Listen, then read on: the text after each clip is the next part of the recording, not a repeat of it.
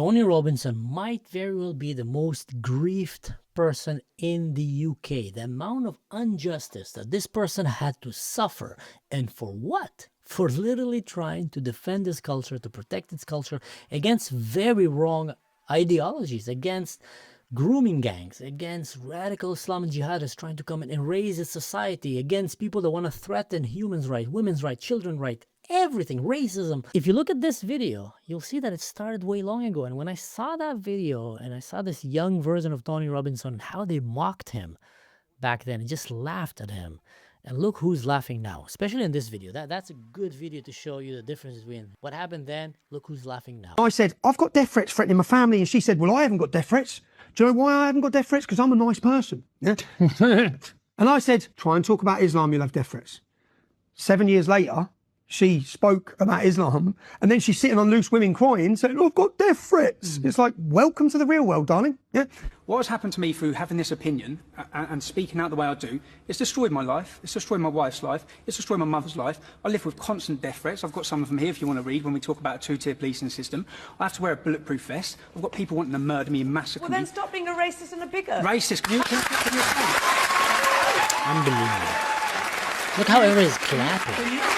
Can you please explain one thing I've ever said? I am a British citizen. I was born in this country, Yes. and I do not spout off rubbish like you Please, do. Okay? no, what am I saying that's I rubbish? haven't got death threats. Do you know why? It's because I'm a nice person. Please explain. I want harmony If you talk in this country. if you talk against Islam, you'll have death threats. Huh? In this culture, it's even more taboo, because once you bring shame to your family, that's it. You know, the consequences are you could be killed, you could be ostracised, and literally you just, you know, the whole family splits up. When I came on here to talk about what happened to me, it was a family member. It took me years to come out and say it, and I just did it spontaneously on Loose Women. The repercussions on my family have been horrendous. Did some of them not believe you? They didn't believe me. They had to go at my mum. You know, it went all the way back to Pakistan and the family there. So, look... Which illustrates perfectly why, as a 13-year-old or whatever, you wouldn't come out and say something. Absolutely. So who is the nice person now, right? The ones that was actually trying to warn people about this, or the people that were laughing at him and now are paying the consequences? Let me tell you something.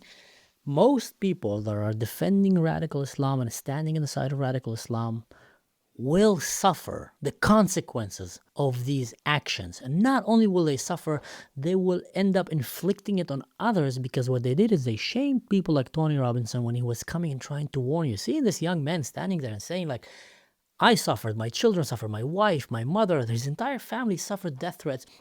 Tell you a personal story. I was once talking here in Germany. No, sorry, I was invited to a conference in Germany. And one of the speakers there was a guy by the name of Ahmed Mansour. He is a former Palestinian, a psychologist, very famous in Germany, by the way, very bright man. And we have the same name.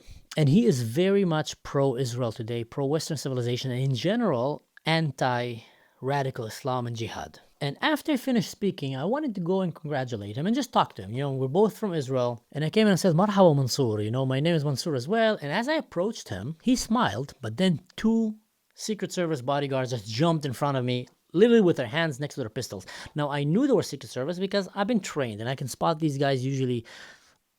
I would say that usually I spot people like that quite fast. So I knew that they're probably some kind of Secret Service. The way they walk, the way they carry themselves and everything, they just look different in the crowd. So I immediately stopped and I looked at him. It was like, everything's cool, dude? Like, I just want to make sure. And then he comes and he tells them, no, it's okay. And he spoke a word in German and he came and then I asked him and says, who are these guys? Why are they around you? And he's told me that this is the government protection that has been placed around me, Secret Service / police that are around me 24/7. And I looked at him and said, 24/7? And he says, yeah. When I go take my kids to school, they drive us. When I go to buy the groceries, they drive me. When I go everywhere, they're around me. And when I'm not, they're literally parking outside my house 24/7 to protect me. And I asked, why do they need to protect you? And he says, well, since I started speaking against radical Islam in Europe, I've been receiving so many death threats that I need to have constant protection. And he just looked at me and he had like sad eyes. I gotta be honest. He just looked at me and says, brother, it's a nightmare. It's a nightmare. But that made me think, you know, what a shame is that this is a society we're living in, that when people Stop being like her, shaming and, canceling people that come and try to warn them because it will give them some likes and applause from an empty-headed crowd.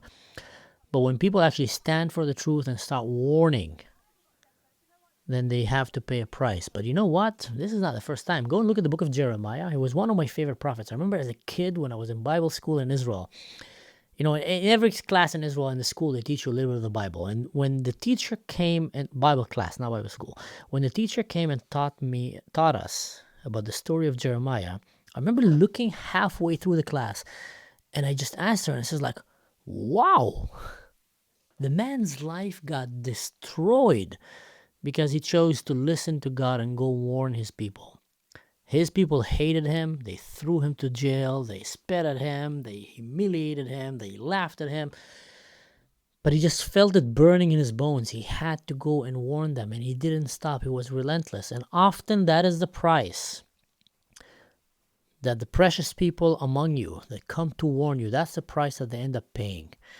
And if you are semi-moral person or someone that have some degree, some kind of survival instinct, then before you laugh at people that are coming to warn you and just label them as Islamophobes, as racist, as nasty people, not nice people, think about what are they saying. Try to put yourself in their shoes and try to understand their story that they're sharing. And if you don't have enough information, for example, you've never been to the Middle East, you've never been to Israel, you've never been to a real Muslim country, and the only Muslim you ever met was a girl named Munira or Samira or Amira in your school that have an olive tree branch behind her and keeps talking about how beautiful is jihad and romanticizing it, then maybe there's a chance that you have no clue what you're talking about. And the real humble thing to do, instead of laughing at the people that actually know what they're talking about, is to go and do your homework. And if not, then at least to take their warning very seriously. Don't laugh at them. And go and try to study about it. Go and ask people that actually know about it. Get out of your chamber. Get out of your social chamber. Often people are stuck in these social chambers that just have no clue what is happening in the world. And then a bunch of Gen Z kids will just go back to college and ask the other Gen Z kids, white privileged kind of, Westerners, questions. And they all have this one guy named Ahmed, who's a pro-Muslim Brotherhood jihadist, pro-Hezbollah, pro-Hamas, pro-Iran, Islamic Republic of Iran. And he will come and tell them, no, America is the bad guys, Israel is the bad guys, we, the jihadist Islam, we're the good guys, we're the victims. If you only knew what a bunch of nonsense that is. You know how many victims are in the Middle East that are not Muslims? They're the real victims. But they just can't speak because the moment they dare speak, they get butchered, slaughtered. Their entire families or villages get wiped out. So obviously, people in the West have no clue. And they often keep just laughing at people like Tony Robinson. What a sad reality. Anyway, just wanted to share that rant with you guys. Don't forget to do the like, share, subscribe. If you stayed until here, go and check my Patreon. See you next time, and don't do anything stupid.